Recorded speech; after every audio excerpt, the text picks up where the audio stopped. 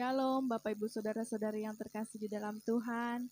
Puji Tuhan, kembali lagi kita bersama-sama dalam ibadah online kita. Tapi kita percaya walaupun kita dalam ibadah online, tetapi berkat, kemurahan, kasih, sukacita, karunia dari Allah tetap nyata kita terima. Baiklah Bapak Ibu, mari kita akan sama-sama menyembah Tuhan pada saat ini. Kita akan angkat satu pujian, kita katakan jejak-Mu Tuhan. Haleluya. Kita sembah Tuhan. Kita tinggikan namanya. Haleluya. Allah kita Allah yang baik, Allah yang luar biasa.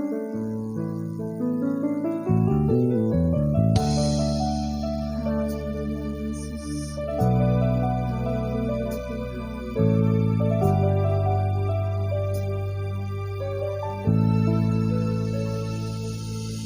Tentu tak mengerti jalan-jalan-Mu Tuhan, bagai belantara yang kelam, tanpa seribu tanya, namun tetap percaya, janji-Mu Tuhan sungguh sempurna.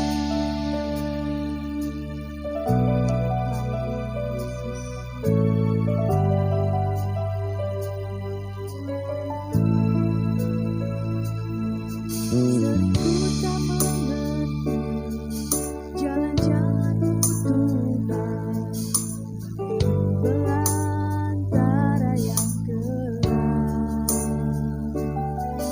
tanpa seribu tanya, namun tetap percaya, janji-Mu Tuhan sungguh sempurna.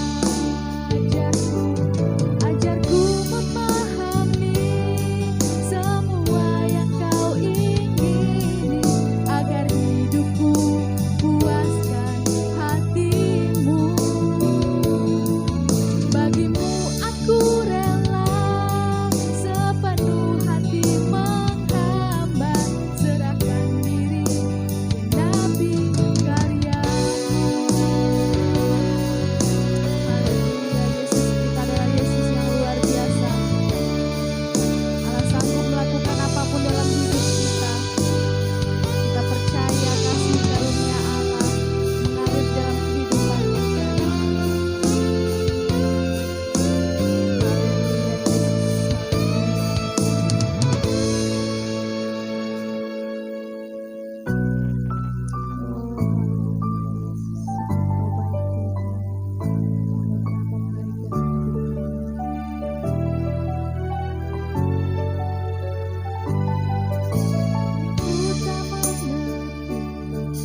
Jalan-jalan-Mu Tuhan, belantara yang kelam, tanpa seribu tanya, namun tetap percaya, janji-Mu Tuhan sungguh sempurna. Ajarku memahami semua yang Kau ingini, agar hidupku puaskan hati-Mu. Bagimu aku rela sepenuh hati menghamba, serahkan diri genapi karya-Mu. Ajarku memahami semua yang Kau ingini, agar hidupku puaskan hati-Mu. Bagimu aku rela sepenuh hati menghamba, serahkan diri genapi karya-Mu. Serahkan diri genapi karya-Mu.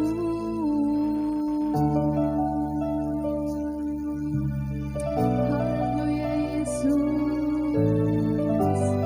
Haleluya.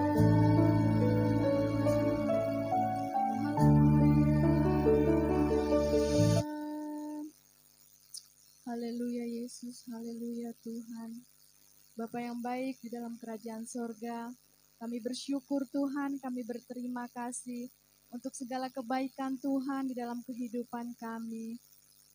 Bapa yang baik, pada saat ini Tuhan, kami bersama-sama sidang jemaat Tuhan dari tempat kami masing-masing. Kami mengucap syukur saat ini, kami memuji, memuliakan Tuhan bersama-sama. Kiranya Tuhan, ibadah kami saat ini dapat menyenangkan dan memuliakan Engkau Bapa. Terima kasih Tuhan, kami lanjutkan ibadah kami dengan penuh sukacita dan ucapan syukur.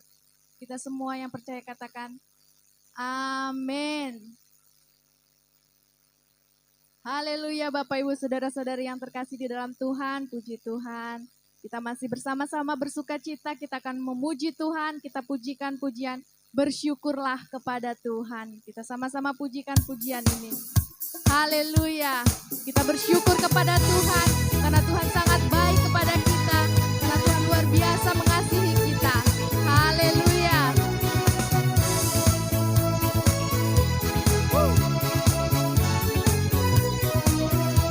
Datanglah ke bait-Nya. Datanglah ke bait-Nya dengan hati bersyukur, ke dalam pelataran-Nya dengan hati bersuka rasakan dan lihatlah betapa baiknya Tuhan bagi yang berlindung padanya. Akan bersorak-sorai, akan bersorak-sorai. Bersyukurlah kepada Tuhan, sebab Dia baik, bahwasanya untuk selamanya kasih setia-Nya. Bersyukurlah kepada Tuhan, sebab Dia baik, bahwasanya untuk selamanya kasih setia-Nya. Haleluya. Allah kita adalah Allah yang baik, amin.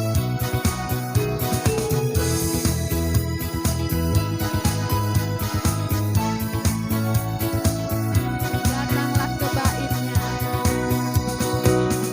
Datanglah ke bait-Nya dengan hati bersyukur, ke dalam pelataran-Nya dengan hati bersuka rasakan dan lihatlah betapa baiknya Tuhan bagi yang berlindung padanya. Akan bersorak-sorai, akan bersorak-sorai. Bersyukurlah, bersyukurlah kepada Tuhan, sebab Dia baik, bahwasanya untuk selamanya kasih setia-Nya. Bersyukurlah kepada Tuhan, sebab Dia baik, bahwasanya untuk selamanya kasih setia-Nya. Bersyukurlah kepada Tuhan, sebab Dia baik, bahwasanya untuk selamanya kasih setia-Nya. Bersyukurlah kepada Tuhan, sebab Dia baik, bahwasanya untuk selamanya, bahwasanya untuk selamanya, bahwasanya untuk selamanya kasih setia-Nya. Haleluya, haleluya. Haleluya Bapak Ibu Saudara-saudari yang terkasih di dalam Tuhan. Kini tiba saatnya kita akan menyaksikan dan mendengarkan firman Tuhan yang akan disampaikan oleh hamba-Nya. Tapi sebelumnya kita akan menyembah Tuhan terlebih dahulu. Kita akan pujikan pujian Hatimu Ada Bagiku. Mari Bapak Ibu Saudara-saudara yang terkasih, kita akan menyembah Tuhan.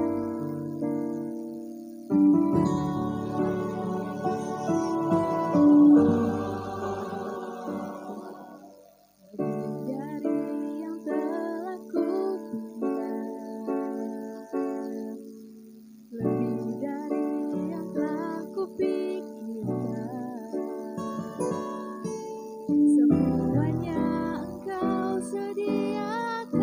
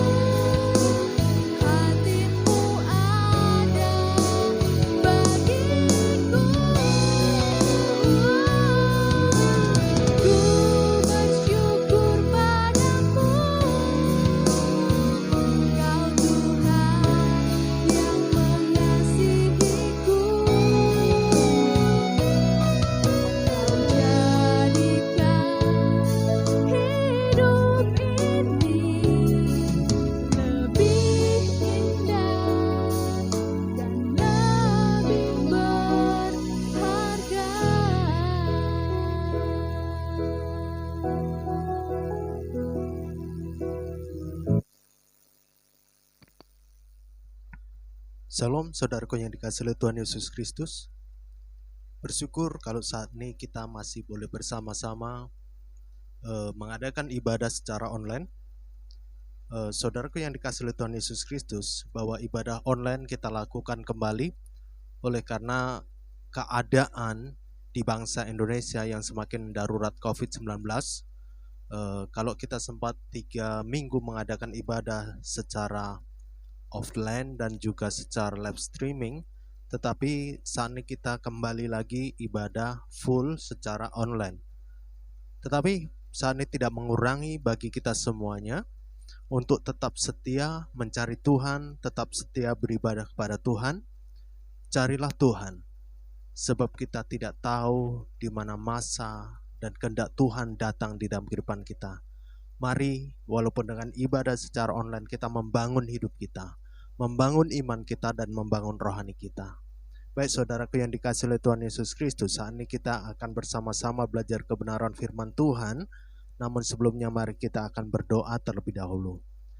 Bapa yang baik dalam surga, saat ini kami datang kepadamu. Tuhan, ini kami umat-Mu saat ini bersama-sama beribadah secara online. Mari Tuhan, Engkau akan menolong. Dimanapun umat-Mu berada, Engkau menjamah hati mereka, sehingga setiap umat Tuhan memiliki hati yang siap untuk menerima kebenaran firman Tuhan. Urapi bagi hamba-Mu yang menyampaikan kebenaran firman Tuhan, Engkau taruh kata-kata Allah, Engkau taruh Roh Kudus Allah, sehingga apa yang disampaikan oleh hamba-Mu merupakan kata-kata Allah yang hendak Allah sampaikan kepada setiap orang yang bersama-sama mengikuti ibadah secara online ini. Terima kasih Tuhan. Di dalam nama Tuhan Yesus, saat ini kami siap mendengarkan kebenaran firman Tuhan. Haleluya. Amin. Baik, jemaat yang dikasihi oleh Tuhan dimanapun Bapak, Ibu, Saudara-saudari berada yang saat ini menyajikan ibadah secara online, saat ini saya akan membawakan kebenaran firman Tuhan. Ya, saya akan membawakan kebenaran firman Tuhan, di mana kebenaran firman Tuhan saat ini diambil dari yaitu Yohanes pasal 10 ayat 1 sampai 18 ya. Yohanes pasal 10 ayat 1 sampai 18. Tetapi kita tidak akan membaca ayat-ayat ini. Saya cuman memakai ataupun saya cuman mengambil beberapa ayat sebagai referensi daripada khotbah saya ya. Mungkin Bapak, Ibu, Saudara-saudari dimanapun berada bisa membuka Alkitabnya, bisa membaca kebenaran firman Tuhan ini di rumahnya masing-masing. Baik jemaat yang dikasihi oleh Tuhan, saat ini saya akan menyampaikan kebenaran firman Tuhan, yaitu dengan tema Yesus Gembala yang baik. Ya, Yesus Gembala yang baik. Bicara tentang gembala, kita harus tahu bahwa gembala adalah seseorang yang memiliki peliharaan ataupun hewan ternak yang itu bisa saja di antara satu bahkan sampai lebih daripada satu. Ya. Gembala itu adalah orang yang memiliki binatang ternak baik satu maupun lebih, dan mereka akan selalu menggembalakan ternak-ternaknya itu, baik itu di padang yang berumput hijau, di air yang mengalir, dan di tempat-tempat di mana ternaknya akan merasakan cukup untuk mendapatkan kebutuhan hidupnya. Jadi saudaraku yang dikasihi oleh Tuhan Yesus Kristus, bahwa Yesus adalah gembala yang baik, sebab Dia sadar bahwa kita sebagai umat-umat percaya kepadanya ini adalah umat-umat gembalaan Tuhan. Orang-orang yang dijaga oleh Tuhan, orang-orang yang dipelihara oleh Tuhan. Yesus adalah gembala di dalam kehidupan orang-orang yang percaya kepadanya. Jadi saudaraku yang dikasihi oleh Tuhan, Yesus gembala yang baik, ya. Gembala yang baik, Dia itu gembala adalah menggembalakan kita, ya. Dia adalah orang yang memelihara kita, ataupun kalau orang bilang Dia yang mengangon kita, Dia menjaga kita, Dia merawat kita dan memelihara kita. Yesus adalah gembala kita, berarti Dia adalah pribadi yang merawat, menjaga, memelihara kehidupan kita. Itu berbicara tentang bahwa Yesus bertanggung jawab untuk setiap umat peliharaannya, umat yang percaya kepadanya. Gembala yang baik peduli terhadap apa yang dipeliharanya. Gembala yang baik peduli terhadap apa yang dipeliharanya. Jadi saudaraku yang dikasihi oleh Tuhan, ketika seseorang berbicara tentang gembala yang baik, maka dia peduli terhadap apa yang menjadi peliharaannya. Ketika dia adalah seorang penggembala kambing, penggembala domba, penggembala kerbau, penggembala sapi dan lain sebagainya, maka penggembala ini harus peduli terhadap apa yang dia gembalakan. Dia harus bertanggung jawab, dia harus menjaga, dia harus mengawasi, dia harus mengendalikan apa yang dia gembalakan. Ya. Jadi gembala yang baik peduli terhadap apa yang dipeliharanya.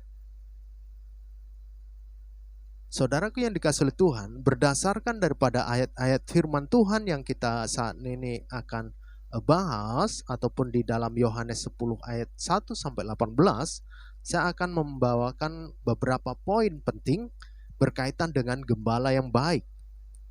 Kita akan melihat dan menyoroti sikap gembala yang baik itu seperti apa. Jadi ketika kita melihat dari ayat-ayat ini, kita akan menyoroti sikap seorang gembala yang baik. Ya. Sikap seorang gembala yang baik itu seperti apa? Berdasarkan ayat-ayat ini ada dua kebenaran, 2 poin yang akan saya sampaikan untuk menjadi referensi di dalam kebenaran firman Tuhan hari ini. Ya, ada 2. Yang pertama, ya, sikap gembala yang baik itu adalah memimpin. Ya, sikap gembala yang baik itu adalah memimpin. Yohanes 10 ayat 4. Ya, di situ dikatakan, jika semua dombanya telah dibawanya keluar, ia berjalan di depan mereka dan domba-domba itu mengikuti dia karena mereka mengenal suaranya. Ya. Jika semua dombanya telah dibawanya keluar, ia berjalan di depan mereka dan domba-domba itu mengikuti dia karena mereka mengenal suaranya. Jemaat yang dikasihi oleh Tuhan dimanapun saat ini jemaat berada, sikap gembala yang baik itu adalah memimpin. Gembala yang baik itu adalah memimpin domba-dombanya, memimpin peliharaannya. Ketika dimasukkan dalam kehidupan kita sebagai manusia, maka gembala yang baik, dia memimpin umatnya.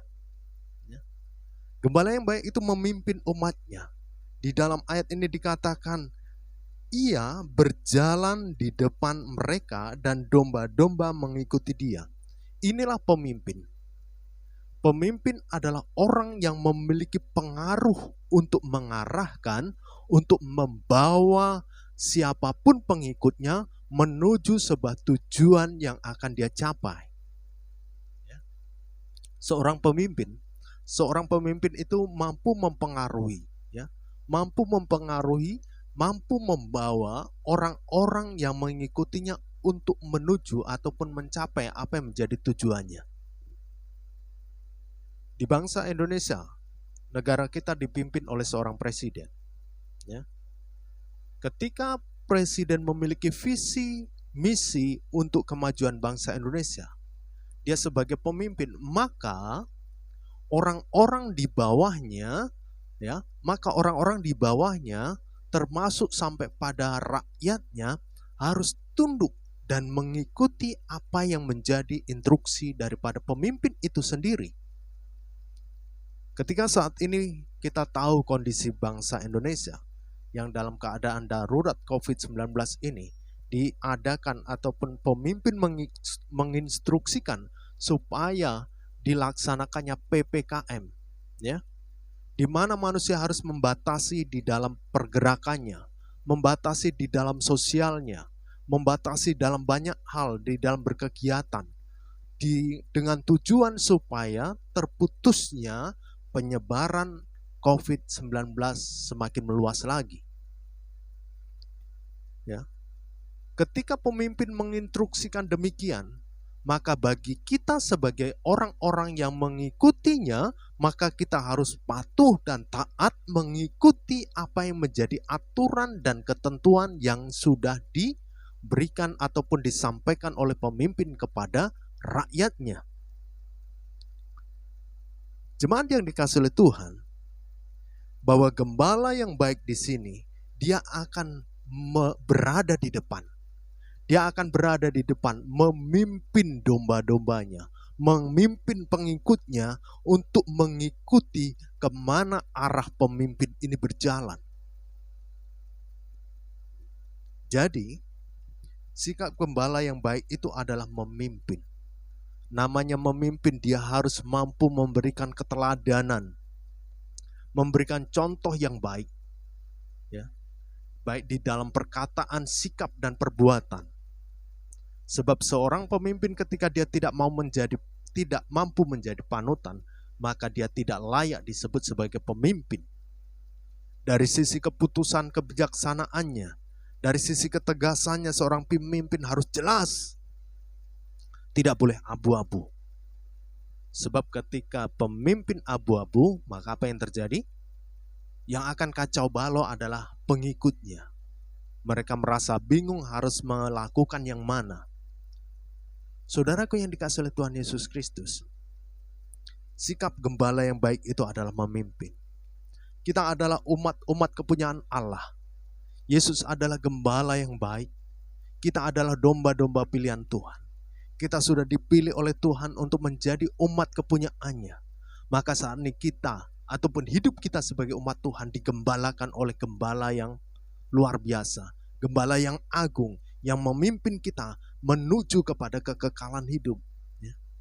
Yesus sebagai gembala yang baik, dia memimpin hidup kita, mengarahkan hidup kita kepada sebuah kehidupan yang benar.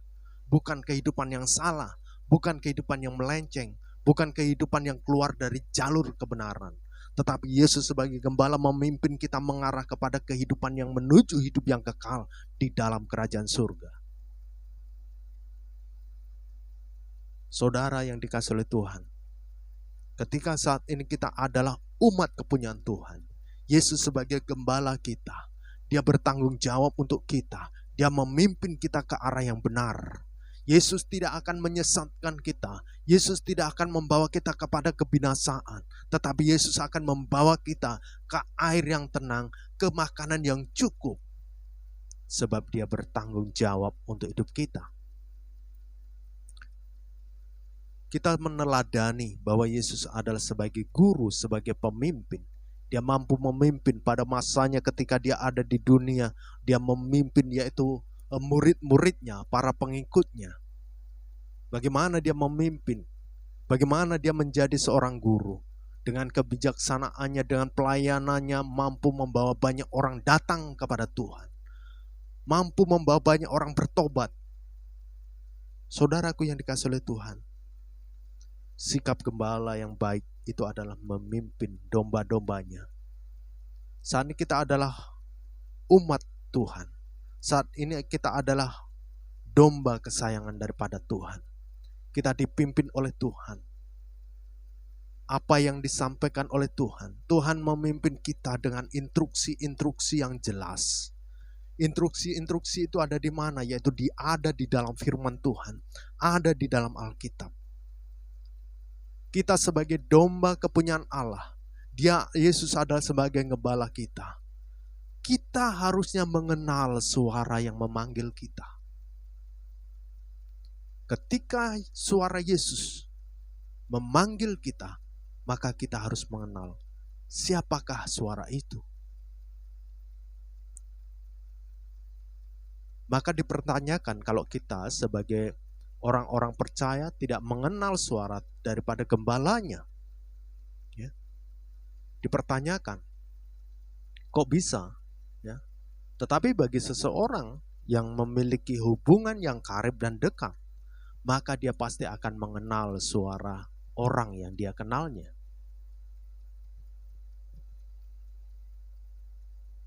Jemaat yang dikasihi oleh Tuhan, mari kita bersama-sama sebagai umat pilihan Tuhan. Ya, sebagai umat pilihan Tuhan, kita di bawah naungan gembala yang agung. Kita di bawah tanggung jawab gembala yang luar biasa, yaitu Yesus. Dia menggembalakan hidup kita. Dia bertanggung jawab untuk hidup kita. Oleh sebab itu, mari kita bersama-sama mengikuti kemana arah Yesus membawa hidup kita. Tapi yang pasti, bahwa Yesus membawa kita kepada kehidupan yang benar, kehidupan yang mencapai kepada kekekalan hidup, yaitu hidup kekal di dalam kerajaan surga. Baik saudaraku yang dikasihi oleh Tuhan Yesus Kristus, kita akan melihat bahwa di dalam kebenaran firman Tuhan ini selanjutnya di bagian yang kedua, ya, sikap gembala yang baik. Sikap gembala yang baik itu seperti apa? Poin yang kedua, sikap gembala yang baik itu adalah rela berkorban. Sikap gembala yang baik itu adalah rela berkorban, saudaraku yang dikasihi oleh Tuhan. Di dalam Yohanes 10 ayat 11 dikatakan demikian. Akulah gembala yang baik. Gembala yang baik memberikan nyawanya bagi domba-dombanya. Akulah gembala yang baik. Gembala yang baik memberikan nyawanya bagi domba-dombanya. Saudaraku yang dikasihi oleh Tuhan Yesus Kristus, inilah sikap gembala yang baik. Yang kedua adalah rela berkorban, saudaraku. Kita sebagai umat Tuhan, kita sebagai umat pilihan Allah, dan Tuhan Yesus sebagai gembala kita. Dia telah buktikan dirinya adalah gembala yang baik. Pada saat dia harus mati di atas kayu salib, oleh karena apa? Oleh karena dosa, oleh karena kesesatan orang-orang yang pada saat itu memberontak dan jatuh di dalam dosa. Karya penebusan Tuhan Yesus di atas kayu salib merupakan bagian penting dan bukti bahwa dia adalah gembala yang baik, yang rela menyerahkan nyawanya karena kasihnya terhadap domba-domba peliharaannya. Dia begitu mengasihi umat Tuhan, orang-orang percaya. Dia begitu mengasihi hidup kita sebagai umat Tuhan. Makanya dia merelakan dirinya disalibkan. Merelakan dirinya harus mati di atas bukit Golgota. Oleh karena dia mengasihi hidup kita. Sebab kematian ini menjadi tebusan sehingga orang yang tidak memiliki pengharapan menjadi memiliki pengharapan. Orang yang hidup di dalam dosa yang begitu luar biasa, akhirnya dosanya diampuni. Saudaraku yang dikasihi oleh Tuhan Yesus Kristus, gembala yang baik itu rela berkorban, saudaraku. Yesus rela berkorban, ya. Bukan hanya berkorban secara materi, ya. Kalau kita lihat Yesus banyak sekali melakukan mujizat-mujizat, ya. Itu sama aja Yesus sedang korban materi. Korban apa yang dia punyai, ya. Dia memberikan apa yang ada padanya, ya. Tetapi di sini kita melihat bahwa titik terpenting di dalam sebuah bukti bahwa Yesus sebagai gembala yang baik adalah ketika dia tidak hanya memberikan hal-hal yang seperti mujizat, ya, mencukupi 5.000 orang, ya, dengan 5 roti dan 2 ekor ikan dan lain sebagainya. Tidak berhenti sampai hal-hal itu, tetapi Yesus menyatakannya sampai pada titik yang disebut kematian. Titik yang luar biasa adalah kematian. Yesus berkorban materi, Yesus berkorban waktu. Setiap hari dia memakai waktunya untuk melayani orang-orang percaya. Tapi di akhir dari semuanya itu, bahwa Yesus berkorban dirinya. Kenapa? Sebab dia tahu domba kepunyaannya, umat-umat kepunyaannya adalah umat-umat yang hidup di dalam dosa. Hidup penuh dengan perbuatan dosa. Kalau dosa ini tidak ditebus, maka umat-umat ini menjadi yaitu dakwaan daripada kuasa kegelapan. Oleh sebab itu, Yesus harus mati demi untuk menjadi dosa, sehingga orang-orang percaya menjadi orang-orang yang dibenarkan. Saudaraku yang dikasihi oleh Tuhan Yesus Kristus, sikap gembala yang baik itu rela berkorban. Ketika kita sebagai orang-orang yang mungkin saat ini diberikan tanggung jawab, ya, bertanggung jawab untuk apa? Apapun itu, kalau engkau diberikan tanggung jawab, sebenarnya engkaulah seorang gembala itu.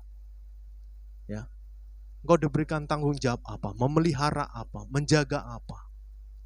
Seorang suami diberikan tanggung jawab untuk memelihara, untuk menjaga keluarganya, anak istrinya.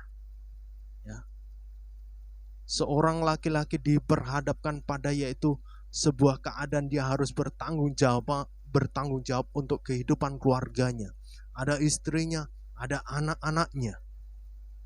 Disitulah seorang laki-laki itu juga bisa disebut sebagai gembala.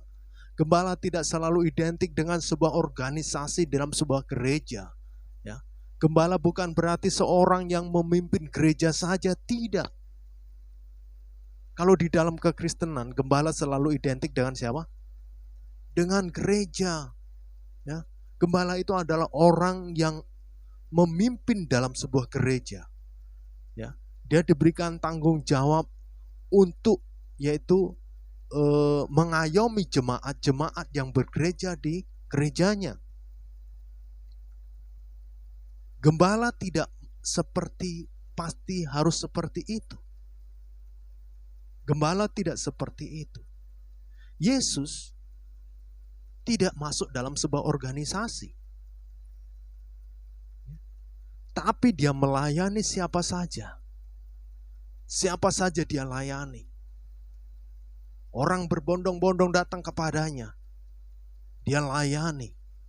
Dari yang paling tua sampai yang muda, bahkan anak-anak kecil dia layani. Itulah bukti seorang gembala.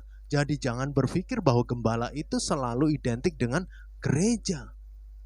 Tidak. Siapapun kita yang diberikan tanggung jawab, ya, termasuk contohnya, engkau ada di lingkungan pekerjaan. Engkau diberikan tanggung jawab untuk memimpin beberapa karyawan di bawahmu. Engkau sama aja adalah seorang gembala yang harus bertanggung jawab terhadap kinerja daripada karyawan-karyawan di bawah kita. Engkau harus mampu memimpin, engkau harus mampu mengarahkan. Bahkan engkau harus rela mengorbankan waktu. Ya. Untuk membimbing, untuk membawa orang-orang yang orang-orang di bawah kita untuk menjadi karyawan-karyawan yang luar biasa. Jadi saudaraku yang dikasihi oleh Tuhan, kalau kita berpikir bahwa gembala adalah orang yang selalu yaitu sebagai seorang pemimpin dalam sebuah gereja, itu salah. Betul, memang dia bisa disebut gembala dan jemaat-jemaat itu adalah sebagai orang-orang pengikutnya. Tetapi sesungguhnya gembala tidak diukur dari sisi sempit bahwa dia adalah orang yang memimpin gereja. Ya. Tetapi gembala adalah orang-orang yang memimpin di mana komunitas itu ada. Mau di perkantoran, mau di rumah, ya. Mau di rumah, di mana saja. Ketika ada tanggung jawab yang harus engkau emban, disitulah disebut letak penggembalaan yang sesungguhnya. Di dalam kepemimpinan, di dalam penggembalaan dituntut adalah kebijaksanaan, sikap, etos kerja, keteladanan. Perbuatan perkataan harus menjadi teladan. Sebab engkau gembala, engkau pemimpin. Kalau kita lihat ayat ini, kita melihat bahwa gembala yang baik itu, dia mampu memimpin. Gembala yang baik itu dia rela berkorban. Kita belajar dari siapa? Dari Tuhan Yesus Kristus. Yesus Kristus adalah gembala yang agung. Yesus Kristus menggembalakan hidup kita saat ini. kita digembalakan, kita dipimpin, kita diarahkan kepada yaitu tujuan, yaitu hidup kekal dalam kerajaan surga. Dalam sebuah kebenaran firman Tuhan, jika seseorang memiliki 100 ekor domba, 1 ekor domba yang tersesat, gembala yang baik, dia akan mencari yang berapa? Yang 1 ekor. Dia mau mencari, menemukan, dan menyelamatkan yang hilang. Yang 99 dibiarkan saja dulu. Kenapa? Karena dia tahu yang 99 ekor ini adalah domba-domba yang taat. Domba-domba yang mengikuti aturan. Domba-domba yang tidak tersesat. Sebab kalau seorang gembala justru fokus kepada yang 99, berarti di situ dia kehilangan bukti tanggung jawabnya. Dia telah kehilangan 1 ekor domba peliharaannya.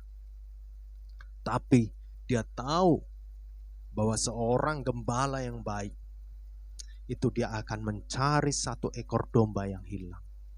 Ya. Kenapa?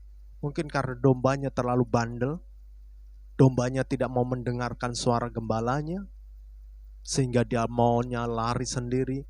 Teman-temannya mengarah ke depan, dia justru serong kemana-mana.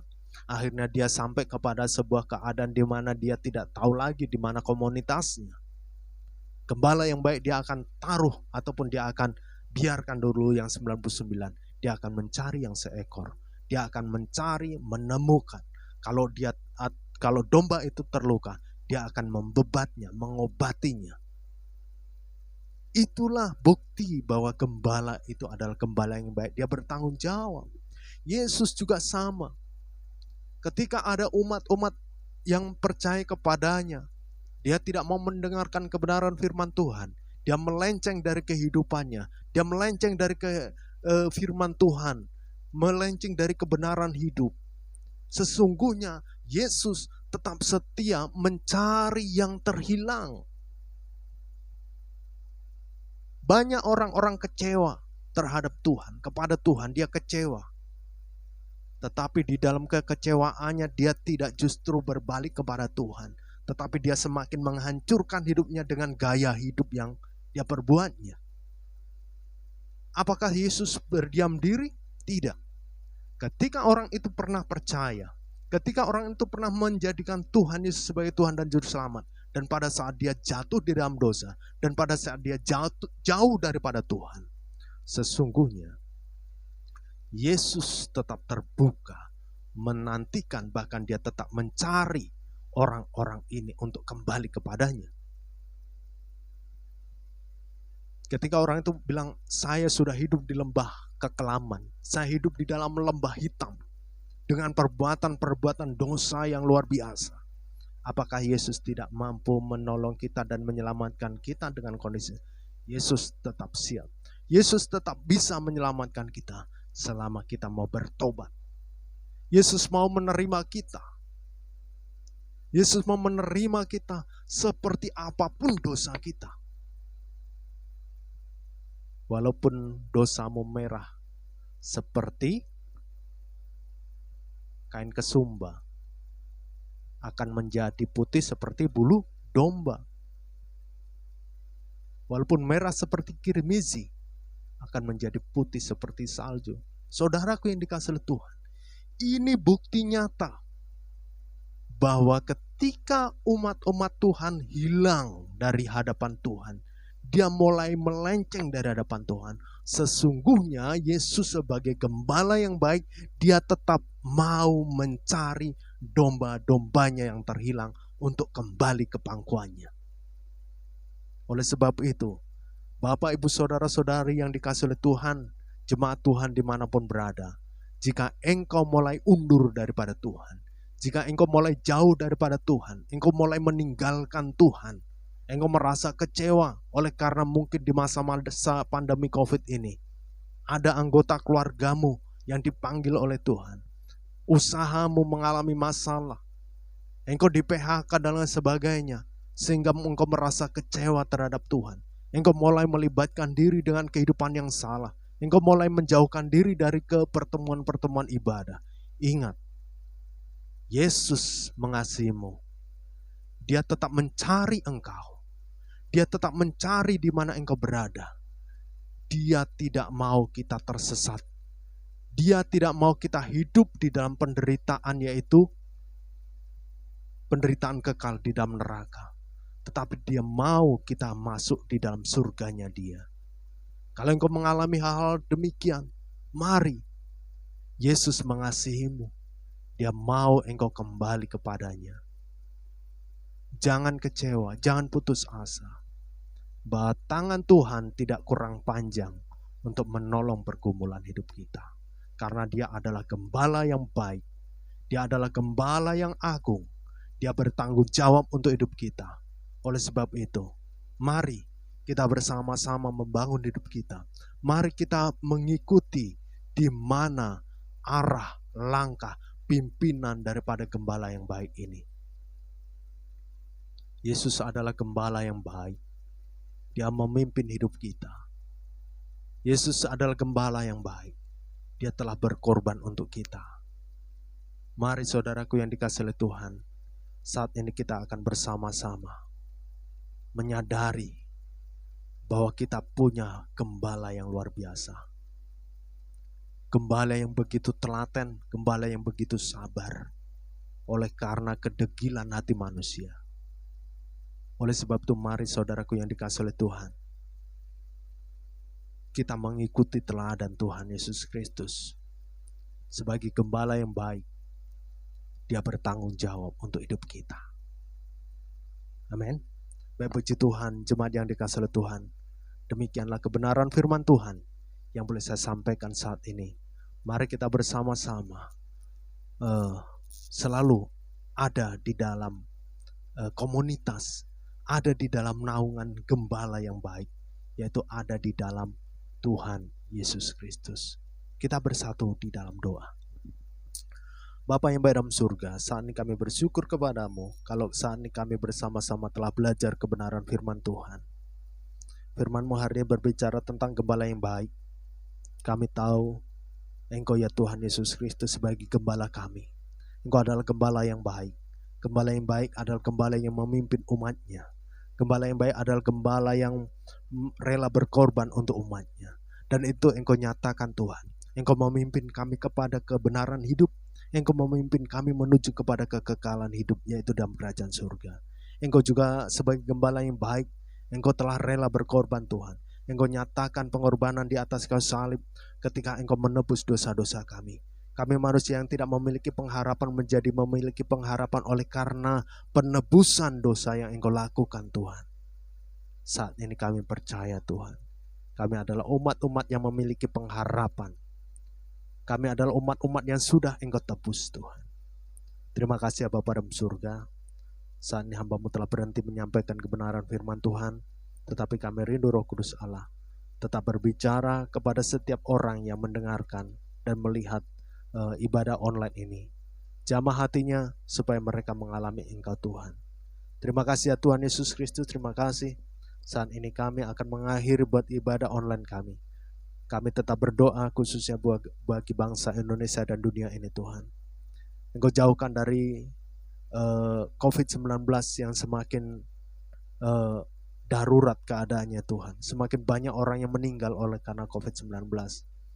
Kami percaya Engkau Allah yang memiliki kuasa. Engkau Allah yang sanggup melakukan mujizat ajaib. Biarlah Tuhan kuasa dan mujizat menyata untuk bangsa Indonesia dan dunia. Sehingga COVID-19 akan berlalu. Terima kasih ya Bapa dalam surga. Kami menyerahkan Tuhan setiap orang yang mungkin saat ini sedang terpapar COVID-19. Engkau jamah dimanapun mereka berada. Supaya mereka Engkau sembuhkan di dalam nama Tuhan Yesus Kristus. Terima kasih Tuhan. Kami menyerahkan Tuhan bangsa Indonesia ke dalam kuasa-Mu, pemimpin, yaitu presiden, wakil presiden, dan juga seluruh jajaran menteri kabinet, dan juga pihak-pihak orang yang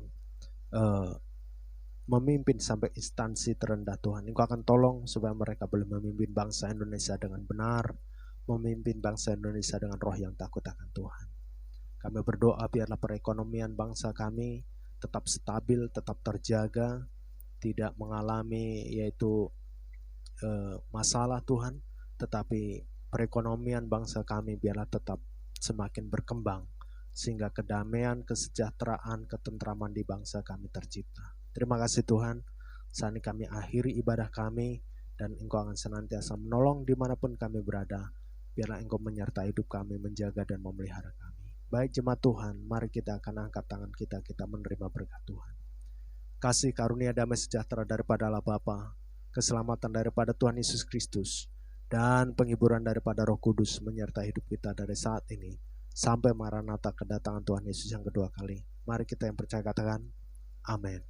Baik jemaat yang dikasihi oleh Tuhan dimanapun berada, situasi yang masih dalam keadaan darurat COVID-19, kita tetap mengadakan ibadah secara online. Jadi kita akan bertemu kembali di ibadah online yang akan datang. Tuhan Yesus memberkati. Shalom.